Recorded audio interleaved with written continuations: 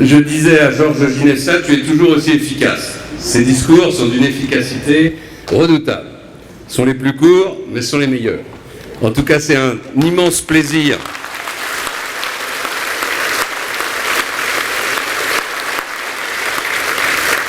C'est un immense plaisir de le retrouver, de retrouver Saint-Raphaël et le Var, qui constituent dans notre pays, il faut bien le dire, un bastion de la droite républicaine.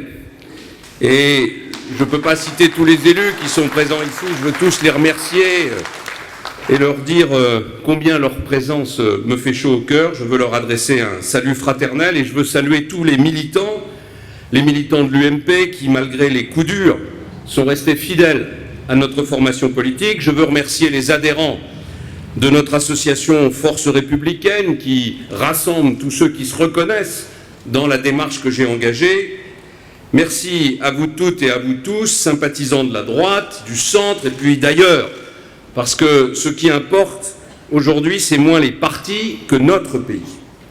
Merci enfin à Georges Ginesta, dont je sais la loyauté, la force de caractère, le goût de bâtir, et à tous ceux qui sont ses administrés. Je veux vous dire que vous avez de la chance de l'avoir pour maire, et vous pouvez compter sur lui pour ne jamais transiger avec les intérêts supérieurs de notre nation.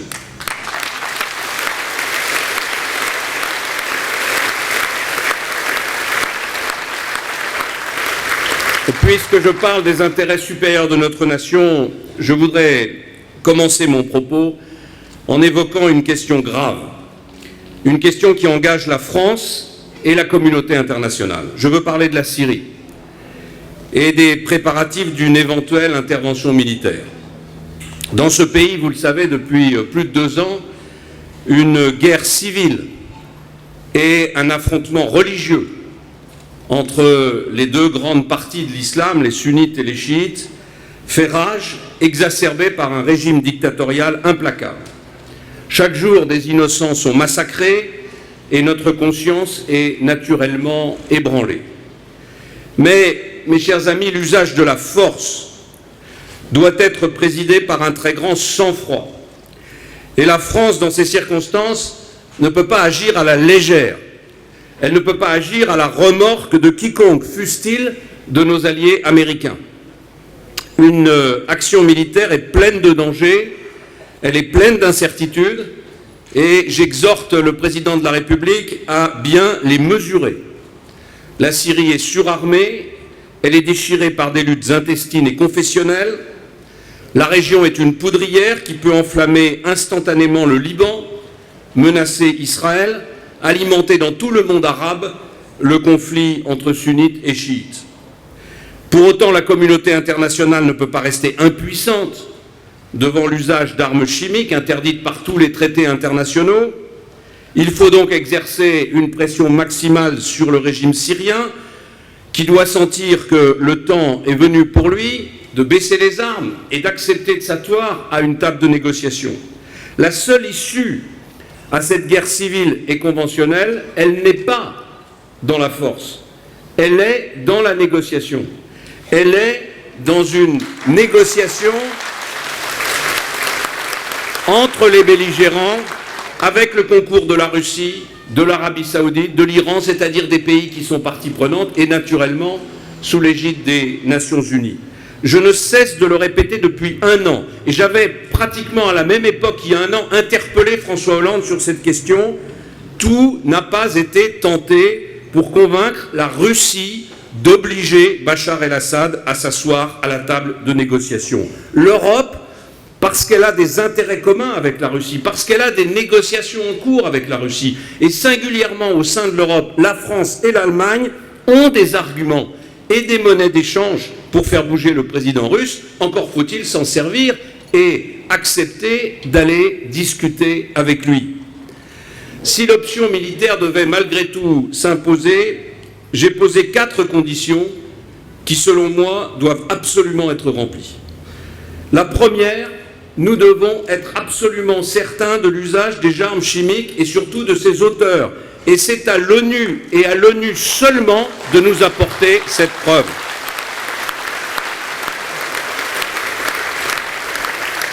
On ne va pas nous refaire le coup des armes de destruction massive de Saddam Hussein, qui n'avaient jamais existé. Une fois les assurances données, et si elles s'avèrent incontestables, alors nous devons consulter les autorités russes et tenter, au moins tenter, d'obtenir leur neutralité. C'est la seconde condition. La troisième, c'est que toute riposte militaire devrait avoir l'aval de la Ligue arabe. Et sans son appui concret, il n'est pas question d'engager quelque action que ce soit, parce que cela voudrait dire que ce seraient les Occidentaux seuls, une nouvelle fois, qui interviendraient contre les pays arabes, faisant monter encore un peu plus l'incompréhension entre nos deux mondes. Enfin, il faudrait cibler de façon très précise nos buts militaires et politiques, parce que nous ne devons pas nous engager dans un conflit en Syrie, mais seulement amener le régime syrien à la table de négociation. Mes amis, nous avons sous les yeux le résultat de la guerre en Irak, qui a provoqué un chaos total, qui a détruit pour longtemps l'idée même d'une nation irakienne, laissant la place à l'expression la plus violente de la rivalité entre les sunnites et les chiites. 10 ans après la guerre, l'Irak est aujourd'hui le pays le plus instable de tout le Moyen-Orient. Des milliers d'hommes, de femmes et d'enfants y meurent sous les bombes des terroristes. L'accès à l'eau et à l'électricité y est devenu un luxe. Et la pauvreté et la faim y font des ravages. Alors avant de rééditer cet exploit, les Américains devraient y réfléchir à 2 fois et la France éviter de se précipiter dans le piège que le président Chirac avait su, lui, éviter.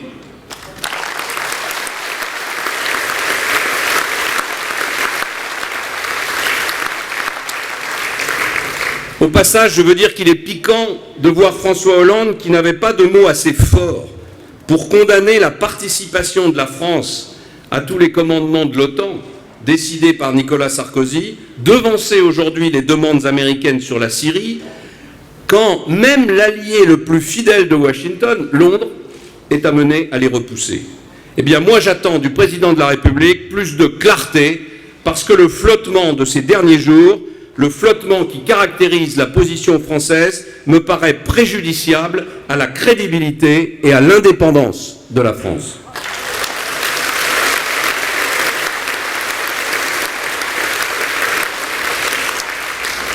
Mes chers amis, la France, notre France est splendide.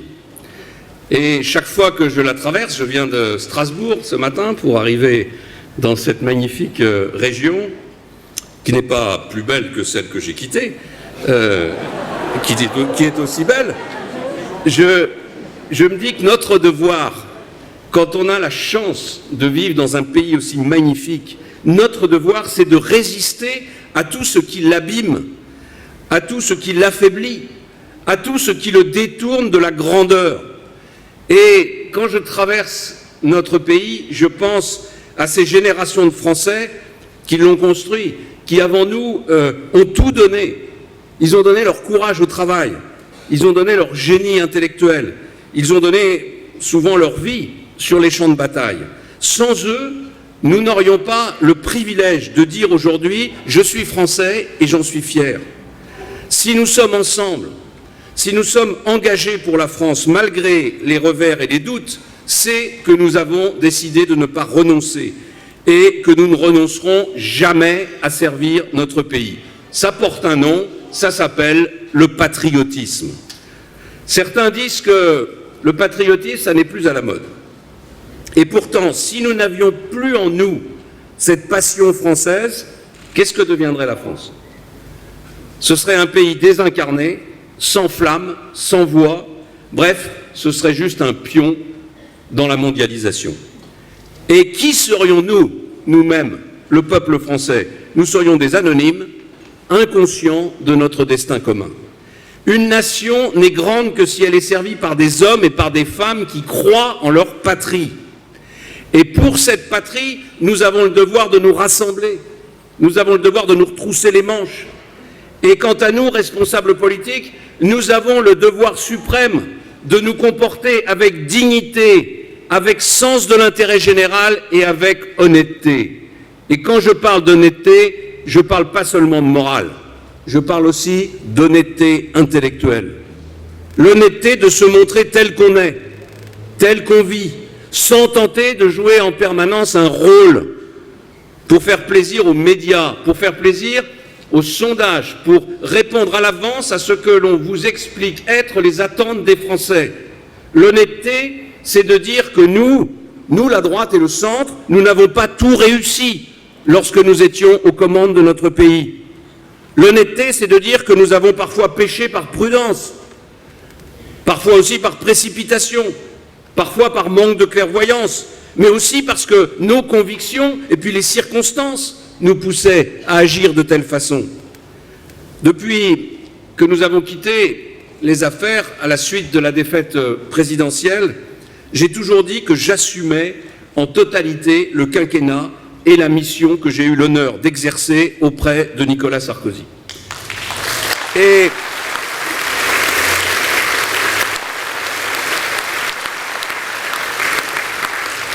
d'ailleurs, le début du quinquennat de François Hollande me permet de dire que nous étions plus audacieux et que nous étions plus efficaces que nos successeurs.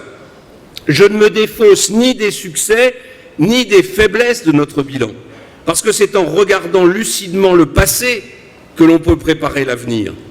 On a parfois l'impression que les responsables politiques sont des enfants, ou en tout cas qu'ils s'adressent aux Français comme si c'était des enfants. Qui peut croire qu'un bilan est parfait? Qui peut croire qu'on ne fait jamais d'erreur? Qui peut croire qu'en 5 ans, il n'y a pas des choses que nous aurions aimé faire et que nous n'avons pas réussi? Il faut le dire, et il faut le dire simplement pour construire un projet crédible et convaincre les Français que s'ils nous faisaient à nouveau confiance, nous ne recommencerions pas les mêmes erreurs. Il ne s'agit pas de faire un inventaire, il ne s'agit pas de faire un inventaire entre nous, il s'agit de montrer aux Français que nous ne sommes ni aveugles sur nous-mêmes, ni sourds aux critiques. L'honnêteté, c'est aussi d'avoir le courage de replacer la politique à sa juste place. Chez nous, c'est vrai, c'est la caractéristique de notre pays, la passion politique fait partie de nos gènes, et cela depuis bien longtemps. C'est un atout pour la démocratie, mais ça peut aussi être un handicap lorsque cela aboutit à croire que l'État peut tout et que l'État doit tout. Et il faut dire que les responsables publics, et je nous place collectivement ici dans cette appellation, ont largement contribué à cet état d'esprit. Il y a un peu plus d'1 an, Arnaud Montebourg suggérait de démondialiser la mondialisation. Rien que ça. Autant prétendre désaliniser la Méditerranée. Quant à François Hollande, il promettait de réenchanter le rêve français. La vérité, c'est que nous sommes les rois du verbe. Mais comme le verbe n'est pas assez puissant pour régler vraiment les problèmes, et comme il est inconcevable de l'admettre, alors nous sommes devenus les rois de l'activisme inutile. Il y a un meurtre crapuleux. Il y a un meurtre crapuleux à Marseille et tout le gouvernement débarque, ne se rendant pas compte qu'en faisant cela, ils affichent leur impuissance face aux voyous et face aux truands. Il y a un problème dans la société française, rassurez-vous, on va légiférer. Il y a un autre problème ailleurs, on va réglementer. Chez nous, tout est encadré, tout est calibré, tout est surveillé. De l'extension de votre terrasse aux conditions d'embauche d'un jeune, de l'organisation des universités à la gestion du personnel d'une petite entreprise. En vérité, pour protéger les Français, l'État les a privés d'une grande partie de leur liberté.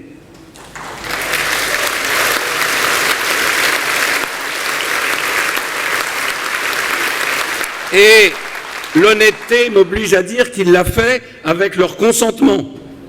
Que fait l'État? C'est la première question qui nous vient à l'esprit dès qu'un obstacle se dresse devant notre route. Jamais la question posée n'est « que pouvons-nous faire? Que dois-je faire ?»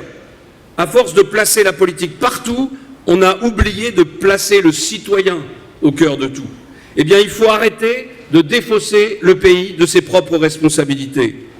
Quand j'entends les observateurs se demander constamment qui est l'homme politique de la situation, qui sera le sauveur, je réponds que c'est d'abord chaque Français qui est l'homme ou la femme de la situation. L'entrepreneur qui se bat pour son entreprise, il est l'homme de la situation. Le salarié qui fait des heures supplémentaires, il est l'homme de la situation. La femme fonctionnaire qui accompagne la réforme de son administration, elle est la femme de la situation. Le retraité qui donne de son temps pour aider les enfants déscolarisés, il est l'homme de la situation. La mère de famille qui se dresse et qui manifeste dans son quartier pour dénoncer les trafics de drogue, elle est la femme de la situation. Celui qui par respect se lève lorsque la Marseillaise est jouée, celui qui par courage ne baisse pas les yeux lorsqu'une personne est agressée dans la rue, il est l'homme de la situation. Le relèvement du pays, mes amis, il ne viendra pas seulement du sommet, il viendra de nous tous. Voilà ce que je crois sincère et utile de dire à mes compatriotes. Quand je parle d'honnêteté intellectuelle, je parle enfin de ce choix de la vérité que nous devrions tous exiger. Évidemment, c'est plus facile de séduire les électeurs en masquant les faits. C'est plus facile de promettre que la croissance est juste une affaire de quelques mois, sans préciser qu'on attend tout des Américains, des Allemands, des Chinois, de leurs efforts, de leurs réformes, parce que chez nous, tous les feux sont encore au rouge et risquent de le demeurer longtemps. L'investissement stagne, les augmentations de cotisations qui vont financer la non-réforme des retraites acculeront nos entreprises à la plus extrême prudence, la consommation piétine et les feuilles d'impôts qui arrivent dans nos boîtes aux lettres ne devraient pas inciter à la dépense et donc à la relance de l'activité économique. Il est plus facile de crier victoire sur le petit chiffre du second trimestre que d'évoquer la réalité. Et la réalité, c'est que notre produit intérieur brut, notre richesse nationale, est aujourd'hui inférieure à ce qu'elle était en 2008. Et qu'une si longue stagnation est totalement inédite en France depuis plus de 50 ans. Il est plus facile aussi de certifier que le chômage va baisser à la fin de l'année, sans avouer que cette baisse du chômage, si elle devait intervenir, ne serait obtenue que par le subventionnement massif d'emplois qui n'apportent rien à l'économie et qui, au contraire, vont l'affaiblir par l'augmentation des impôts qu'ils vont entraîner.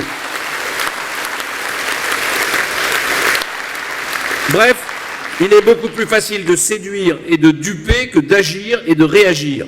Et en la matière, il faut dire que les socialistes sont experts. Ils se font élire sur des roses et une fois aux affaires, ils nous réservent les épines.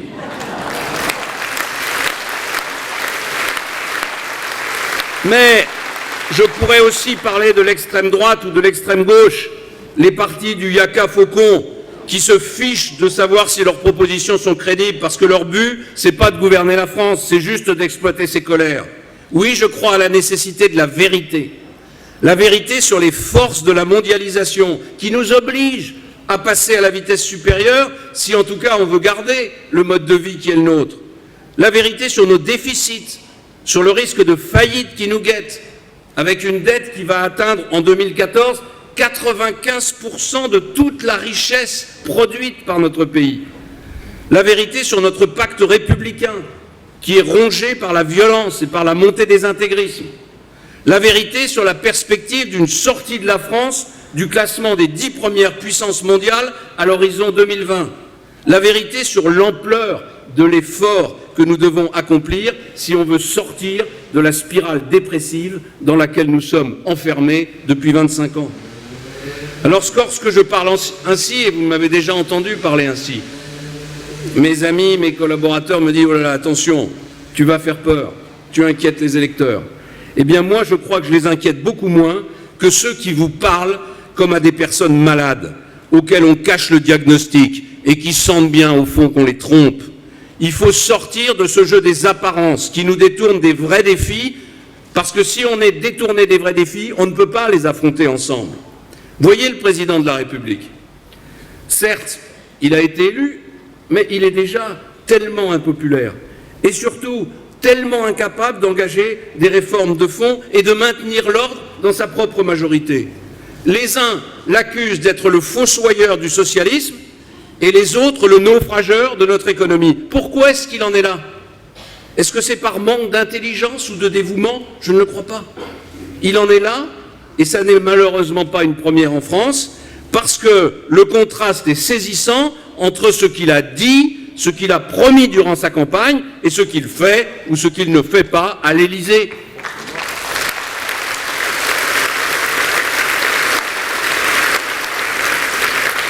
Et ce décalage désillusionne totalement nos concitoyens. L'exaspération des Français a atteint un seuil critique. J'ai bien dit exaspération, je n'ai pas dit inquiétude, je n'ai pas dit scepticisme, ils sont exaspérés. Et cette exaspération, elle n'est pas seulement due aux résultats de la politique économique actuelle, qui a plongé le pays dans la récession.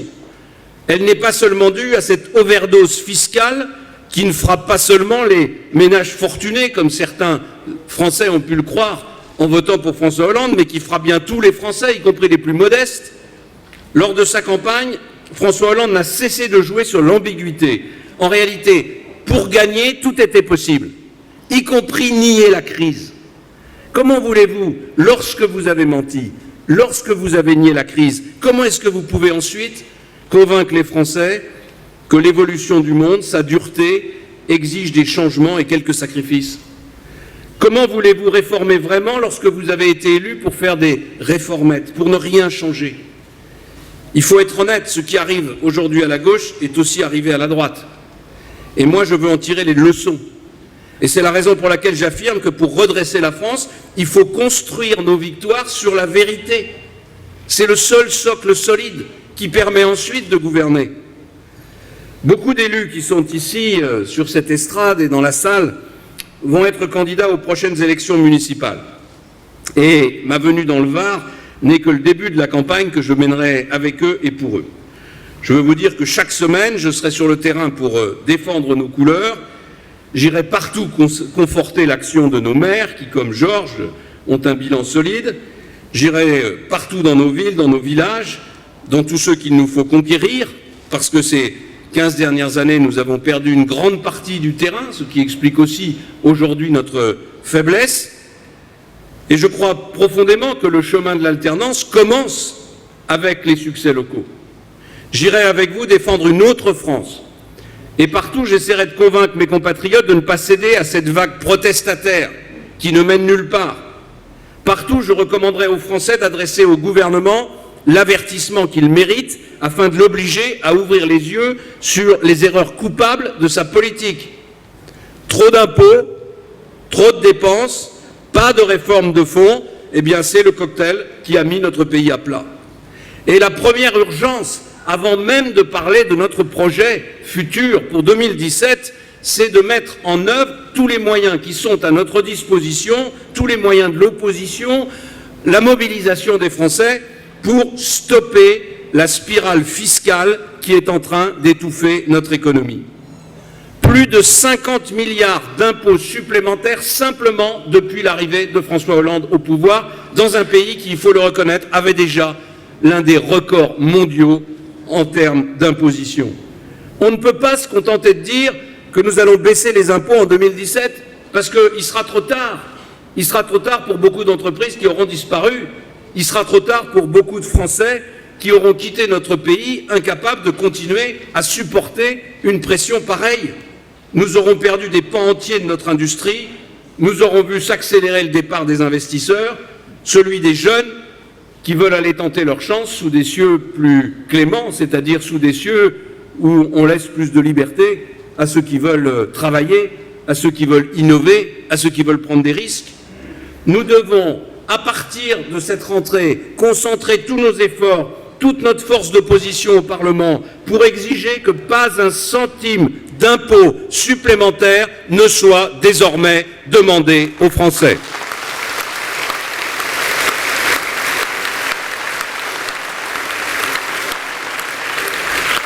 Opposition parlementaire, mobilisation des forces vives, combat des municipales, toutes nos armes doivent être concentrées sur cette bataille fiscale qui n'est pas une bataille partisane, c'est juste une bataille vitale pour l'économie française. Pas un centime d'impôts supplémentaires, y compris pour financer les retraites. Les retraites, c'est la seule réforme à l'agenda du gouvernement. On pourrait évidemment y voir un point positif. La gauche découvre, enfin, qu'il y a un problème financier posé par l'allongement de la durée de la vie. Quand c'était nous qui le disions, c'était antisocial. Quand c'est eux qui le disent, c'est normal. C'est un fait démographique qui ne souffre plus d'aucune discussion. Tant mieux. Mais c'est en réalité la démonstration que pendant 20 ans, les socialistes ont menti aux Français, que pendant 20 ans, ils ont combattu l'évidence. À chaque fois que nous avons voulu régler le problème des retraites, allonger la durée de cotisation, réduire les déficits des régimes de retraite, rapprocher les régimes publics et les régimes privés, qui est-ce qu'on a trouvé en face de nous? La gauche, François Hollande, les socialistes, qui n'avaient pas de mots assez durs pour condamner les réformes que nous proposions. Aujourd'hui, ils les acceptent et ils nous disent même qu'ils vont aller plus loin que ce que nous avions réalisé. La vérité, malheureusement, elle est bien différente. Les syndicats hurlent à la trahison. D'une certaine façon, ils ont raison d'en vouloir au Parti socialiste, puisque le gouvernement a claironné pendant des jours et des jours qu'on allait voir ce qu'on allait voir, qu'on allait voir ce que c'était qu'une réforme de gauche, une réforme juste et efficace. Eh bien, voyons ensemble, mes amis, ce que c'est qu'une réforme de gauche. Une réforme de gauche, c'est d'abord un véritable coup de bonneteau. Après avoir annoncé que le déficit des retraites était de plus de 20 milliards d'euros, souvenez-vous, c'était François Hollande il y a quelques semaines, le gouvernement explique aujourd'hui que ce n'est plus que 7 à 8 milliards. Où sont passés les autres? Eh bien, c'est simple. Les autres, c'est le déficit des régimes publics, 8 milliards 7, on n'en parle plus, ça n'est plus un problème. Et puis c'est celui des régimes complémentaires, 4 milliards 4, ça ne concerne pas le gouvernement. Où est passé le déficit des régimes publics? Mystère. La vérité, c'est que l'État empruntera en votre nom pour financer le déficit du régime public et vous finirez à la fin des fins par le payer par l'augmentation de vos impôts. Là où nous avions commencé à rapprocher le secteur public du secteur privé, peut-être pas assez vite, trouvez-vous, mais au moins l'avions-nous fait sur la durée de cotisation, sur beaucoup de sujets, eh bien ils vont recommencer à creuser l'écart. On va augmenter les cotisations des salariés du privé, on ne demandera rien à ceux du secteur public, et à la fin, vous financerez des retraites qui n'ont pas été financées par manque de courage d'un gouvernement qui ne veut pas s'attaquer aux organisations syndicales et surtout à ce qu'il considère être sa base électorale.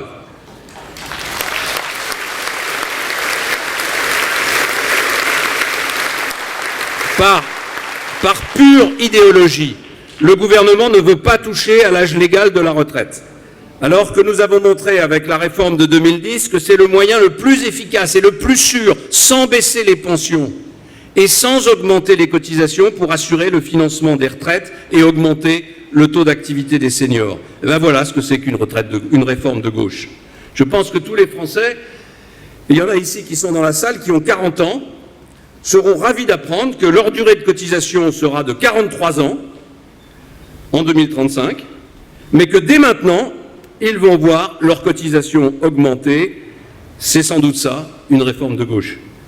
Sur la durée, le gouvernement a décidé d'appliquer la loi de 2003, celle que j'avais portée devant le Parlement, jusqu'en 2020.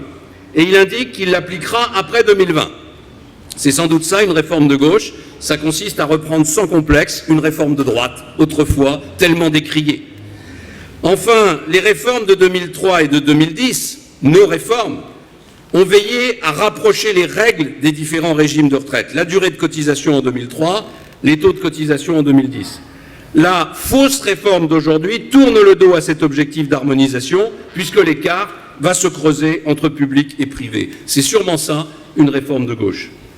Sur l'année 2014, les retraités vont subir une sous-indexation importante de leurs pensions, puisque les socialistes ont trouvé une mesure formidable et qui montre leur sens de l'anticipation et leur perspective d'avenir. Pour combler le déficit des régimes de retraite, ils ont décidé de reporter au 1er octobre l'indexation des retraites. C'est ce qu'on appelle un joli artifice qui permet de gagner 6 mois. Ça doit être ça, une réforme de gauche. Quant à la création du compte personnel de prévention de la pénibilité, il ressemble fort à une usine à gaz. Mais une usine à gaz qui ne produira pas de gaz. J'espère me tromper, mais je crains que ce ne soit en réalité une bombe à retardement. Tellement la pression sera forte pour donner des points de pénibilité à tous les salariés qui estimeront, à tort ou à raison, avoir effectué des travaux difficiles. J'ai été plusieurs fois en charge de la réforme des retraites et je me suis toujours posé cette question de la pénibilité.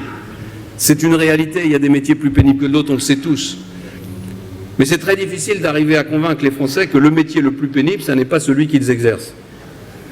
Il y avait une seule façon de le faire d'une manière qui soit incontestable, c'était de prendre en compte la durée de vie, l'espérance de vie par catégorie professionnelle.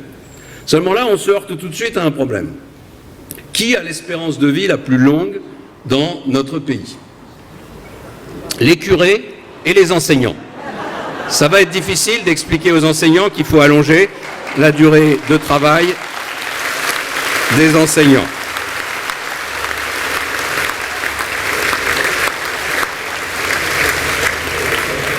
Bref, la réforme des retraites de François Hollande, comme toutes les réformes depuis le début de son quinquennat, se résumera à plus d'impôts. Cette augmentation sera désastreuse pour le pouvoir d'achat des actifs, cotisations supplémentaires. Elle sera catastrophique pour nos entreprises qui verront leur charge sociale augmenter. Et au passage, comment ne pas relever cette mystification incroyable d'un gouvernement qui dit au patron « Vous inquiétez pas, on va vous prendre des cotisations supplémentaires pour financer les retraites, mais on discutera ensuite de la façon de baisser vos charges. » On va leur prendre d'une main ce qu'on leur a donné de l'autre, ce que le gouvernement a déjà fait plusieurs fois depuis le début du quinquennat. Simplement, si au moins il rendait exactement ce qu'il a pris, ce serait au moins une stabilité fiscale. Mais ce n'est pas tout à fait le cas. Il rend toujours moins que ce qu'il a pris. Et puis, ce sera une mauvaise réforme pour les conditions de financement de la dette française. Parce que le gouvernement a claironné au monde entier qu'il allait faire une réforme courageuse des retraites. Et donc, il a pris le risque d'annoncer aux investisseurs, à ceux qui nous prêtent de l'argent chaque jour pour financer notre énorme déficit, il a pris le risque de leur annoncer une grande réforme, alors qu'en réalité, il n'y a pas de réforme, il n'y a qu'une augmentation des impôts. Quant au chômage, il est en train d'atteindre des pics historiques. Et pourtant, j'ai entendu le Premier ministre dire il y a quelques jours, je le cite, « Les chiffres du chômage constituent un encouragement pour poursuivre sur la voie tracée ». En juillet, l'augmentation du nombre des demandeurs d'emploi sans aucune activité ou en activité réduite a atteint 55 000 personnes. Mais pour le gouvernement, c'est un encouragement à poursuivre dans la voie tracée. On croit rêver, mais non. On est au bord du précipice et on nous dit qu'on va dans la bonne direction.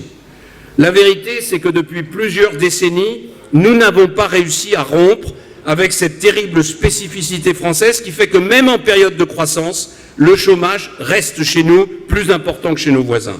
Alors que faire? Que proposer? L'heure n'est pas encore au programme, mais moi je sais une chose.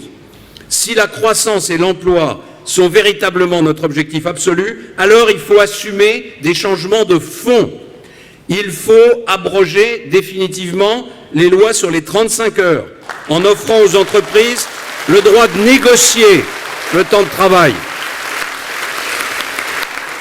Il faut réduire notre fiscalité, à la fois celle qui pèse sur le travail, mais aussi celle qui pèse sur les ménages. Et si l'on veut réduire la fiscalité, alors il faut réduire les dépenses publiques, ce qui exige d'aller plus loin dans la réforme de l'État, dans celle des collectivités territoriales, ce qui exige de diminuer globalement le nombre des emplois publics dans notre pays, parce qu'il n'y a pas d'autre façon de réduire la dépense publique. Il faut transformer radicalement la formation professionnelle en ciblant les dispositifs de formation sur les demandeurs d'emploi. Et en parallèle, il faut instaurer la dégressivité des allocations chômage. Si l'on veut des allocations chômage, on doit accepter les formations qu'on vous propose. Et à l'issue de ces formations, on doit accepter l'emploi qui vous est proposé s'il est conforme à la formation que vous avez suivie. Sinon, c'est votre choix, mais l'État n'est pas obligé de vous apporter une indemnisation. Il faut mettre le paquet sur l'apprentissage, au lieu d'envoyer dans le mur, par idéologie, une très grande partie de notre jeunesse. Il faut alléger les contraintes qui pèsent sur les PME. Et il faut arrêter de faire la chasse à tous ceux qui se battent. Et comme on vient de le voir encore avec ce gouvernement, au premier rang d'entre eux, les auto-entrepreneurs. Plus vous êtes petits, plus vous êtes fragiles, plus vous êtes la cible, des nouvelles réglementations et des nouvelles législations. Bref, contre le chômage et pour la croissance, il faut une autre logique. Et je veux ajouter un point central qui m'est cher. Il faut retrouver la foi dans le progrès. Parce que c'est le progrès qui nous a permis d'être l'une des civilisations les plus brillantes de tous les temps. Si nous avons aujourd'hui une des meilleures protections sociales au monde, si nous avons construit notre système éducatif, notre système de santé, nos infrastructures, si nous avons pu nous payer le luxe pendant si longtemps d'avoir autant de collectivités locales qui prennent en charge les besoins de la population, ce n'est pas par miracle, c'est simplement parce qu'avant nous, il y a des gens qui ont travaillé, qui ont produit de la richesse, qui ont construit la France, qui ont inventé, qui ont innové, qui ont créé des emplois. C'est cette richesse-là qui nous a permis de financer ce train de vie. Nous sommes un pays qui a presque tout inventé. La machine à vapeur, l'automobile, l'avion, l'hélicoptère, les vaccins, la télévision. Qu'est-ce qu'on est devenu? Qu'est-ce qu'on invente aujourd'hui? On est devenus les champions de la peur. On nous a appris à avoir peur de tout. On a peur des mutations économiques, on a peur du nucléaire, on a peur des OGM, on a peur du gaz de schiste, on a peur des innovations scientifiques, on a peur de la neige en hiver, on a peur du voisin de palier lui-même. Dès qu'on a un souci dans notre pays, la première chose qu'on vous dit à la télévision, c'est une cellule psychologique a été mise en place. Oui, c'est vrai.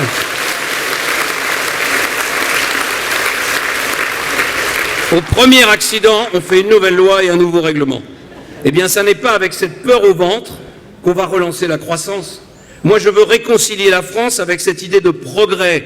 Et je veux dire aux Français que le redressement est possible. Il est possible parce qu'on a des atouts.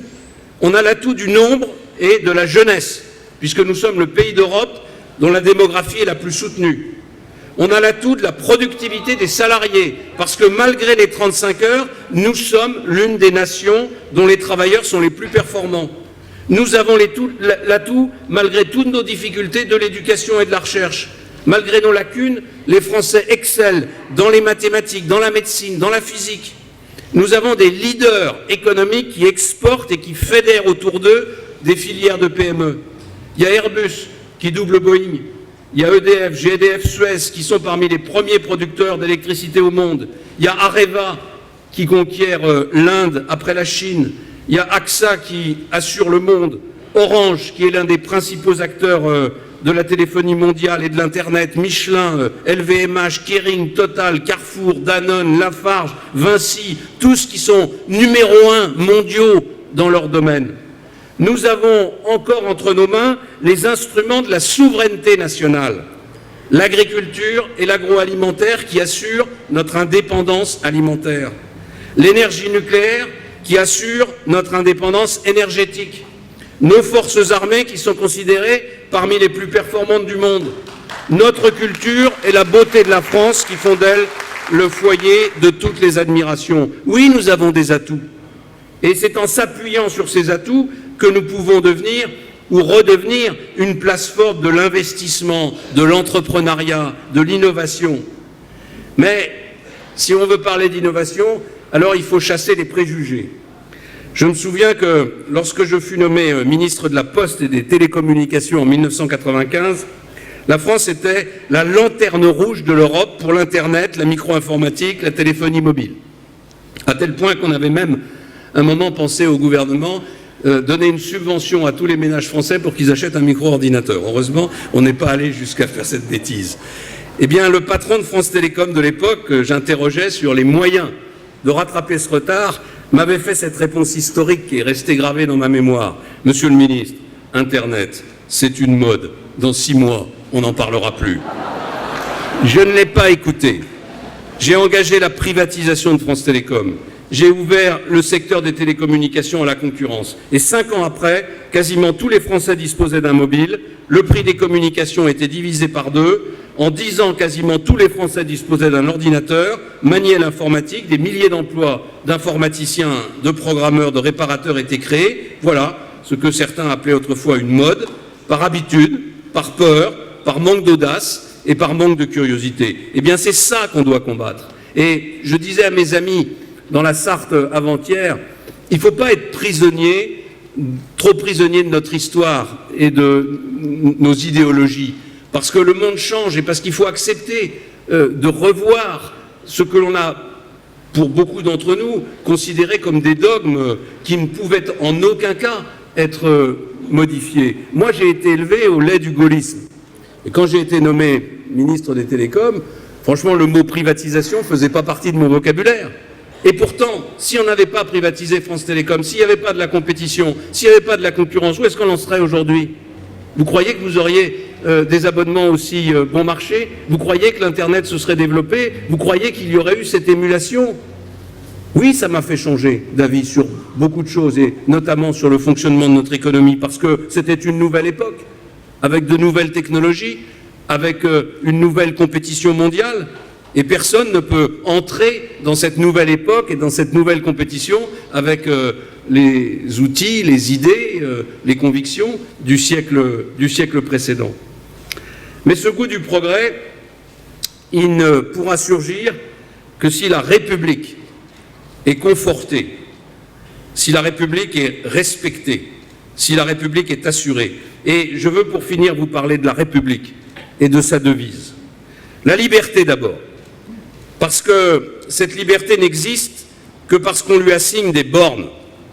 Il n'est de liberté pour quiconque sans préservation de l'ordre public, sans responsabilité, sans autorité. Sinon, c'est l'anarchie qui s'installe et c'est la loi du plus fort qui prévaut. Est-ce qu'on est libre lorsque l'on rentre chez soi, dans son quartier, la peur au ventre?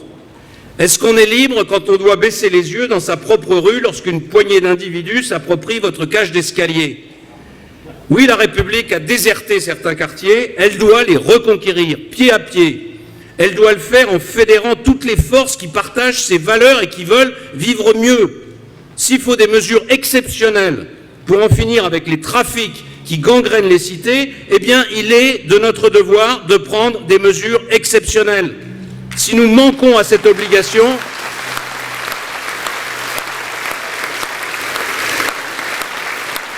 la République continuera de reculer et elle finira par vaciller. Et dans le maintien de ces valeurs républicaines auxquelles nous sommes tellement attachés, il y a la réponse de la justice qui doit être à la hauteur des agressions que la société subit. Parce que la justice est là aussi pour préserver le pacte républicain. Elle est là pour défendre la société. Comment accepter qu'une attaque de train digne du Far West se solde par de la prison avec sursis?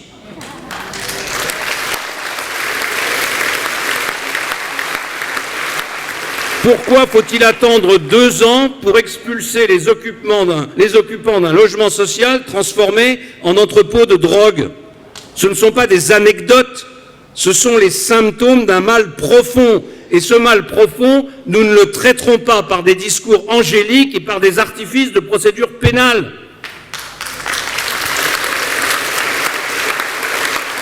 Le sentiment d'impunité continuera de prospérer si le premier réflexe que nous avons, c'est de trouver des excuses aux délinquants et aux criminels. On en vient même à accuser la prison d'être responsable de la récidive, alors qu'au contraire, la prison, en même temps qu'elle protège la société, doit fournir une chance de réinsertion à ceux qui veulent la saisir. Et pour les autres, je le dis, franchement, je n'ai aucun état d'âme. Cette politique,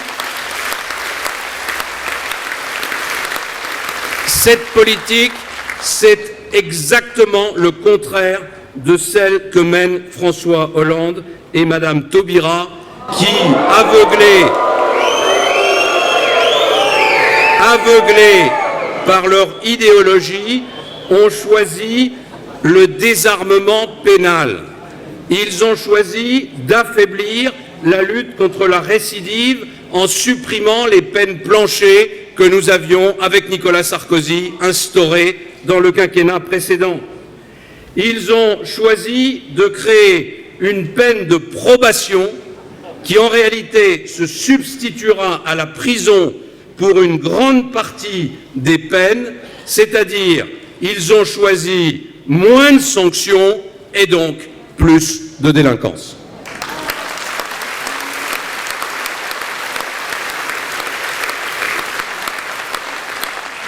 Je veux dire d'ailleurs au passage que le spectacle de l'affrontement entre le ministre de l'Intérieur et le ministre de la Justice tout l'été était pitoyable. Et d'ailleurs, ils étaient aussi pitoyables l'un que l'autre. L'un s'agitant en essayant de faire du Sarkozy sans en avoir le talent et sans en avoir les moyens, et l'autre défendant une idéologie surannée qui est largement responsable des difficultés que rencontre notre pays aujourd'hui. Oui, rétablir l'autorité de l'État, c'est une priorité. Mais cet effort, je vous le dis, sera vain si l'autorité n'est pas restaurée en même temps au sein des foyers. Parce que l'autorité parentale s'est diluée dans l'ère de l'enfant roi. On nous parle aujourd'hui d'un droit à l'enfant. Mais avoir un enfant, c'est d'abord honorer des devoirs. C'est celui de l'éduquer, celui de lui transmettre des valeurs, celui de le récompenser.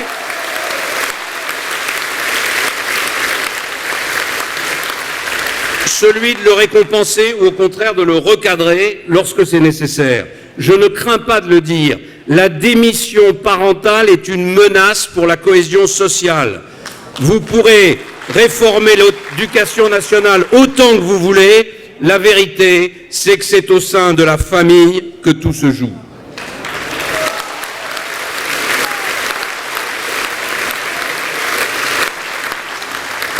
Il y a aussi une liberté qui exige un sursaut. Je veux parler de la liberté de croire ou de ne pas croire. Cette liberté qui est garantie dans notre pays par le principe non négociable de la laïcité. Les événements qui ont eu lieu en juillet à Trappes ne doivent pas être banalisés. Que s'est-il passé?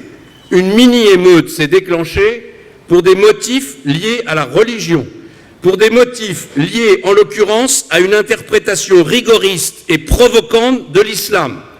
Oui, il y a dans notre pays un choc des cultures qui gronde et qui est un danger pour la laïcité, qui est un danger pour l'unité française, qui est un danger pour nos concitoyens musulmans eux-mêmes qui sont victimes de ces provocations.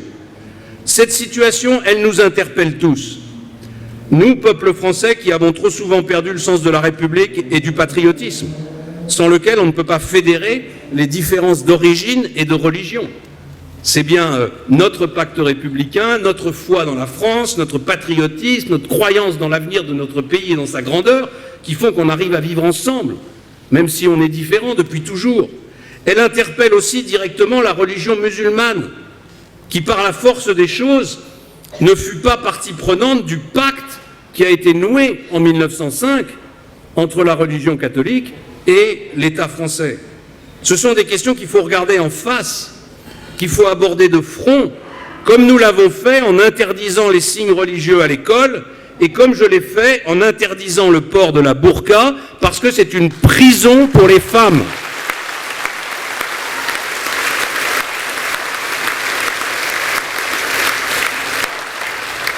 La République du progrès à laquelle j'aspire, c'est aussi celle d'une égalité bien comprise. Depuis un an, l'égalité est galvaudée. Bien sûr, il y a des discriminations qu'il faut combattre sans relâche. Il n'y a aucune place dans la République pour la distinction ethnique ou confessionnelle, parce que la République ne reconnaît ni les races ni les religions. Mais lorsque l'égalité implique aussi de distinguer les situations lorsqu'elles sont justifiées et nécessaires, le mariage pour tous a créé la confusion. Le droit de vote aux étrangers procède de la même logique. Ce droit est indissociable de la citoyenneté française et européenne. Voter, ça n'est pas seulement participer à la vie collective, c'est communier avec la nation. Étendre ce droit à tous les étrangers, c'est un non-sens. C'est une négation de l'identité française et du peuple français. Oui, il existe une différence entre les Français et les étrangers. Et d'ailleurs, c'est bien parce qu'il existe une différence que des milliers d'étrangers demandent et obtiennent la nationalité française chaque année. Sinon, ils ne le feraient pas. C'est parce qu'ils se sont intégrés. C'est parce qu'ils souhaitent adhérer à notre communauté nationale, avec son histoire, avec ses valeurs. Alors soyons fiers d'être Français et arrêtons cette auto-flagellation permanente qui détruit notre destin collectif.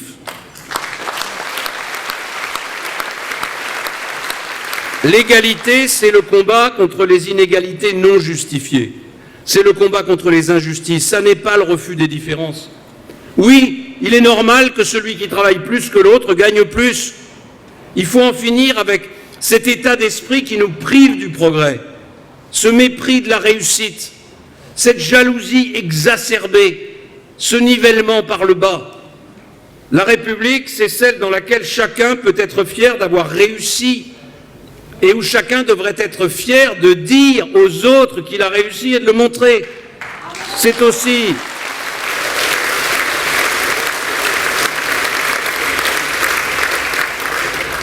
J'ai l'habitude de dire à mes amis qu'à Matignon, il y avait pendant 5 ans un moment très difficile tous les ans.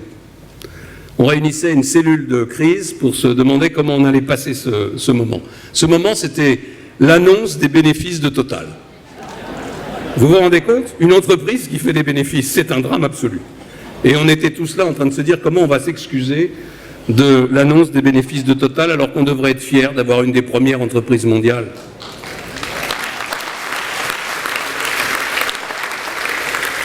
La République, c'est aussi celle où la solidarité nationale se mérite.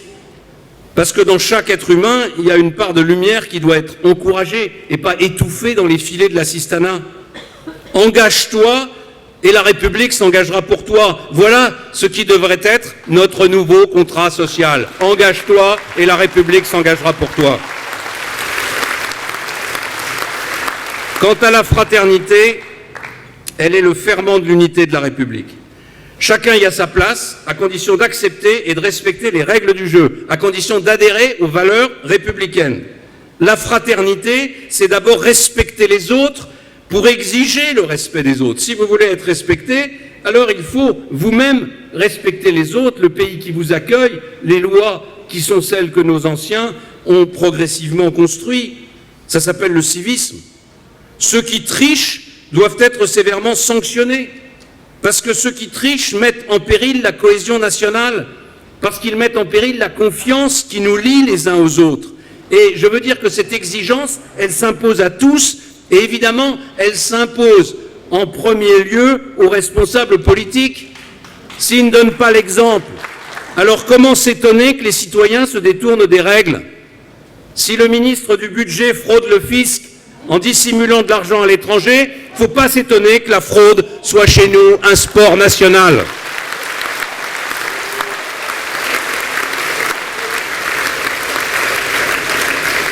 La fraternité passe enfin par une nouvelle donne en matière d'immigration. Nous devons exiger des étrangers qui vivent sur notre sol qu'ils s'intègrent socialement et culturellement. Et pour que cette assimilation soit possible, il faut le dire, et je le dis sans crainte, nous devons accueillir beaucoup moins d'étrangers. Pas par xénophobie. Pas par xénophobie ou pas par racisme. Je laisse cette infamie à l'extrême droite et je la combattrai jusqu'au dernier jour de ma vie politique. Mais parce que notre histoire récente montre que ces flux migratoires ne sont pas soutenables. Le naufrage de notre politique d'intégration est une évidence. Nous avons laissé dans certains quartiers s'installer un communautarisme mortifère pour la cohésion nationale. Eh bien, il faut mettre fin à ce laisser-aller, parce qu'il ne rend service à personne. Il enrichit les passeurs, il enrichit les mafieux qui exploitent la misère humaine sur notre sol. Il fait le jeu de tous ceux qui veulent déstabiliser la France. L'immigration doit être réduite à son strict minimum, en fonction de nos capacités d'accueil et de nos besoins économiques, car il n'y a aucune générosité réelle à accueillir des personnes qui, sans formation, sans revenus, sans logement, seront durablement des déracinés sur notre sol.